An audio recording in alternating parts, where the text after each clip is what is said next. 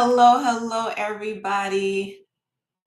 You have to love technology. I am so tickled right now. And hopefully you can hear me okay. I'm so tickled because of course you're going live and my mouse stopped working, the keyboard stopped working, so I had to reconfigure myself.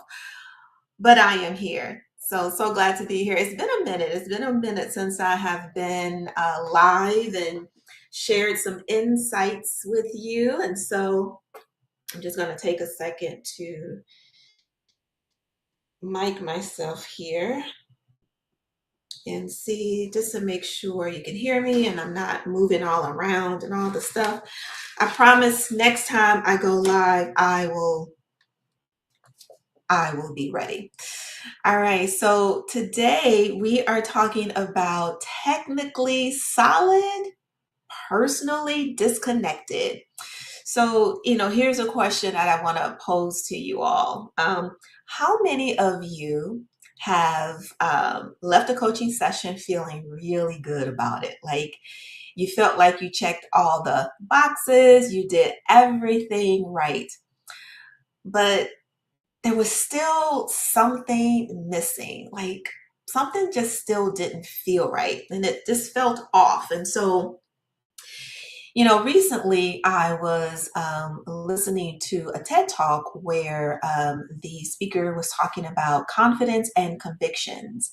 And it stopped me in my tracks because, oftentimes when we think about building confidence, we think about all of the external things that can bring about validation.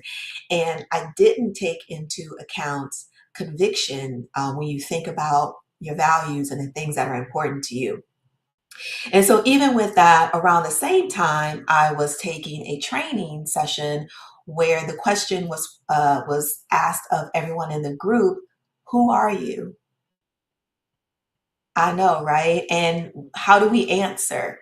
We start off with all our credentialing, all the things that we do, but it wasn't about what you do. It's who are you being? Like, who are you really?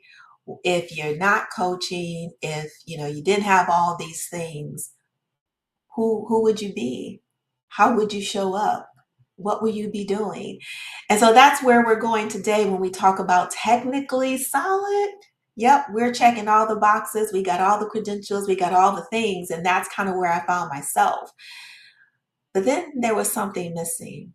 And so that personally disconnected, that's kind of where we're going today. And I've been sharing this, with my community, my email community. They've been getting this information first. And so I thought it would be worth, kind of coming on and sharing it with everyone.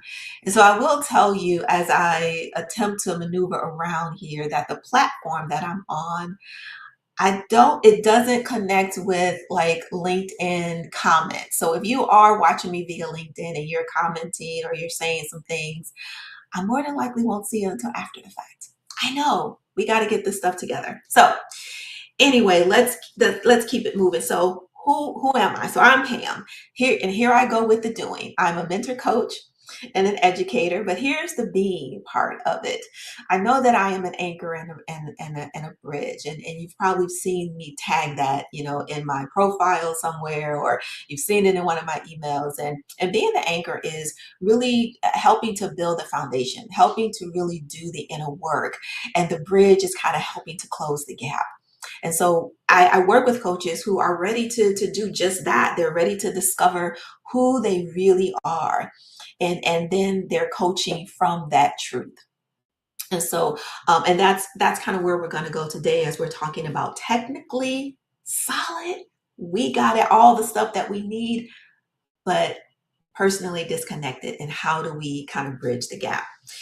And so that is where I found myself when you start in this profession and you're working with people all the time, and I work with coaches and I listen to recordings and I'm doing the mentoring, all the things, and I always felt like there has to be something else. There has to be something else. It can't just be this. What else am I missing?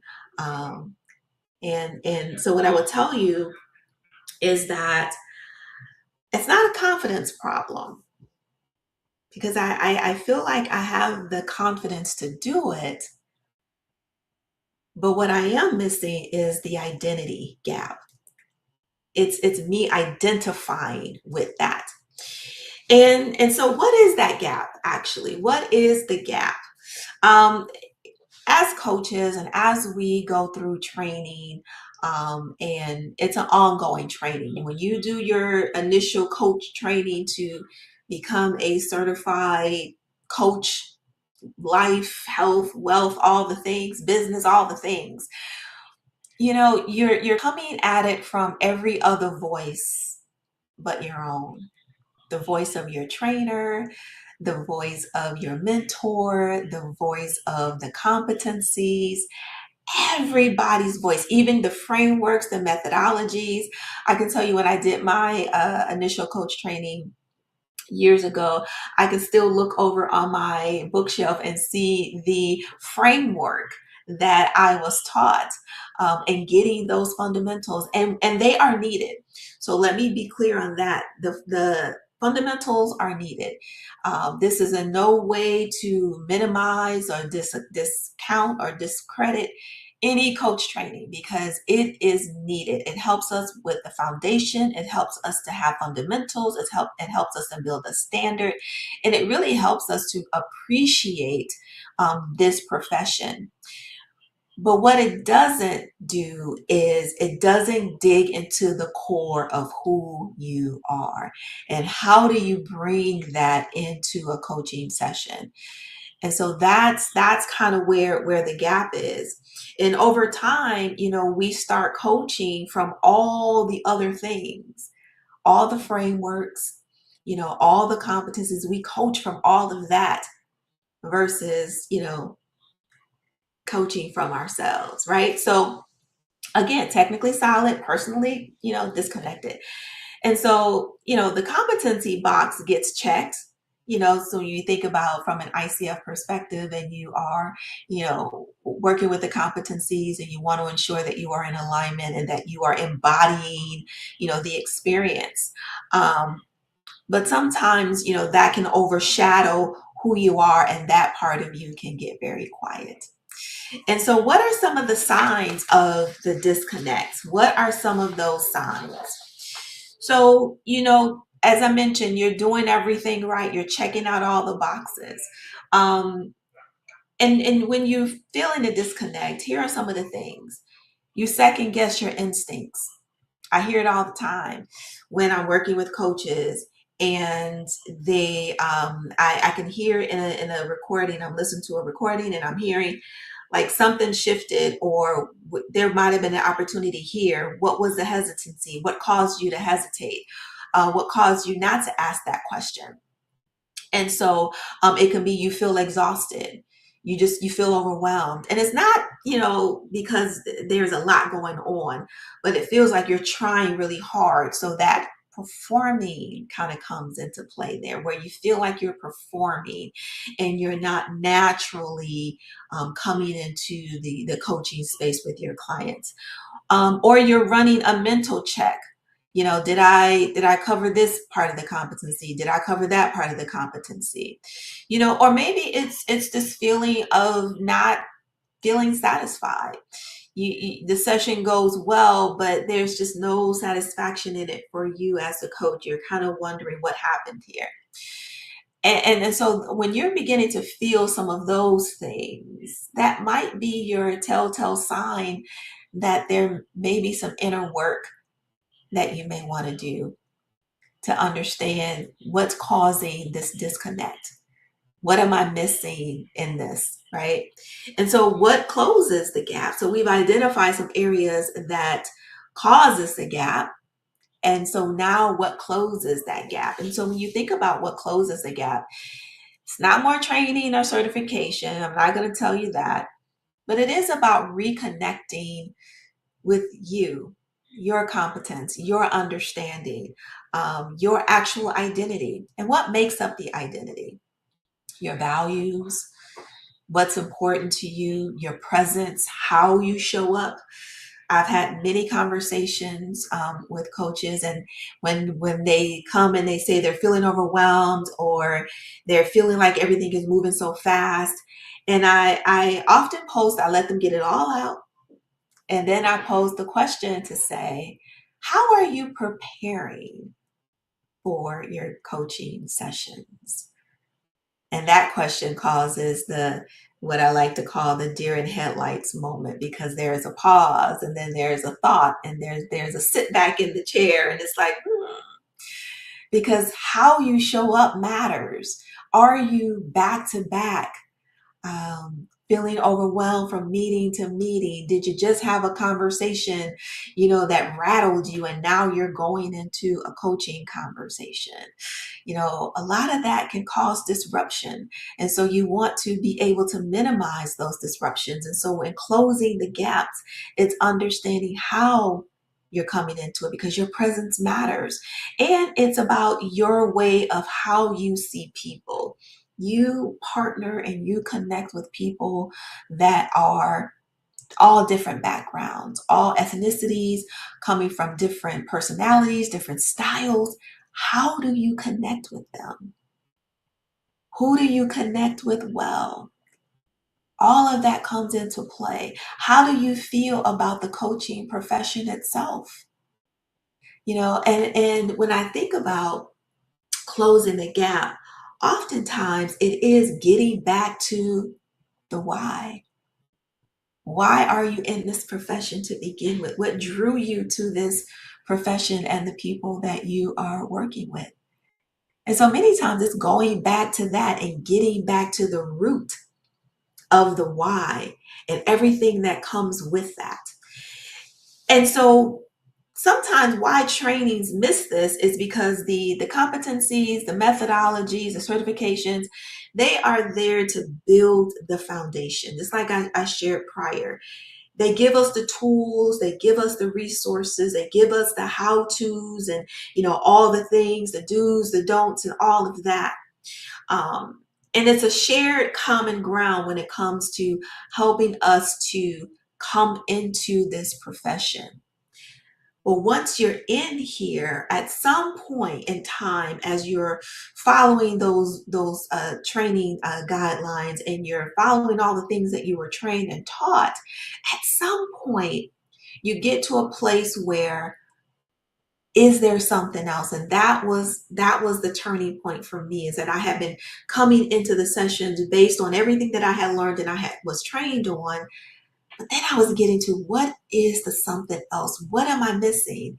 And what I was missing was me, bringing myself, just like not starting this live on time because there was some other stuff, getting in that got in the way of that, but still coming. I could have just said, you know what, forget it. Let me just do something else. But no, I still came. I still, because this is important to me. And so it's stuff like that, when things get in the way, when there's distractions, when the computer didn't want to work, or the mouse stopped working, the keyboard stopped working, still coming forth and still, doing what you need to do to come forth. And so training tells us what's good, what good coaching is like. And it tells us what good coaching is like from the outside. That's what our training does, all the external stuff. But at some point, you got to get into what's the inside, the inner work. I did an article, shared with my email community, about the doing versus the being. Who are you being? We got the doing part, but who are you being? That's getting into your identity. And so, and that's the best part, is always been yours to discover. That's the part that's been yours to discover, knowing the identity, right? So the shift, what changes? How do you get to that shift? And the work isn't to become more, right? It's really starting with what you already have. What do you already know to be true about yourself? I was working with a coach just before I did get on this call today, and I was working with a coach, and actually I was being coached. And, we had been talking about doing the inner work. And that's where this all begins, in doing the inner work. That part is yours to own. As an educator, my role is to help to teach and help to build the foundation, but at the same time, that inner work, that's yours.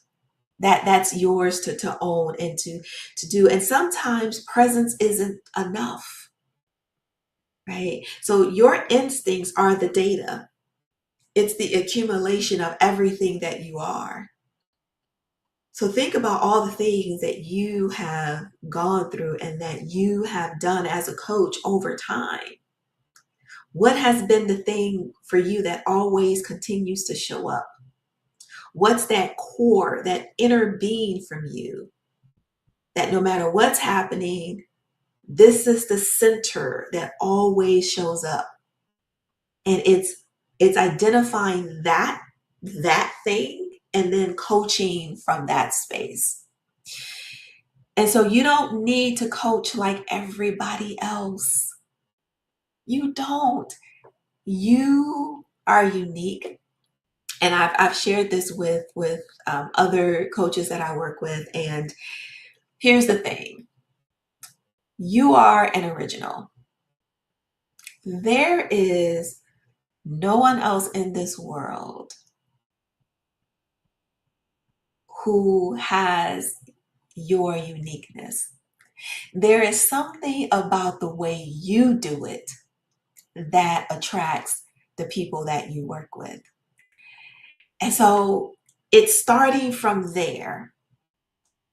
It's starting from there and understanding that your uniqueness, your abilities, the things that you bring to the table are uniquely yours, and no one else in the world can do it like you do. So how do we get back to that thing and coach from that space so that we do come in the fullness of our authenticity, and be okay if, the computer is not doing the thing that it needs to do, that it needs to do, and why I started late, this live late. And so here's a question, as I want to invite you to think about, and it's what's one place where you know for sure that you've been coaching from someone else's voice? What's that one place that you know that you have been coaching from someone else's voice? Remember, technically solid, but personally disconnected. Where is that for you? Where is that for you? And here's what I'll close with. And here's the session, the question I will close with. And I want you to take this one with you. What's one place? No, that's not the question. I just asked you that one. Here's the question. And I want you to think about this before your next coaching session. I want you to think about this one. Ask yourself, as you're preparing, whose voice am I coaching from right now? Or even a better one, whose voice am I going to be coaching from when I go into this coaching conversation? Am I coming in with my authenticity and my realness and with my questions and with who I am? Or am I coming in from the way my mentor coach asked the question? Or am I coming in the way my trainer asked the question? How are you coming into your next coaching session? Whose voice will you use so that you can be personally connected? All right. So with that, thank you so much for joining today. And this is for you to now go and practice gently and with intention. And until next time, take care. So now I gotta finagle around to get to the end. Take care, everybody. Thank you.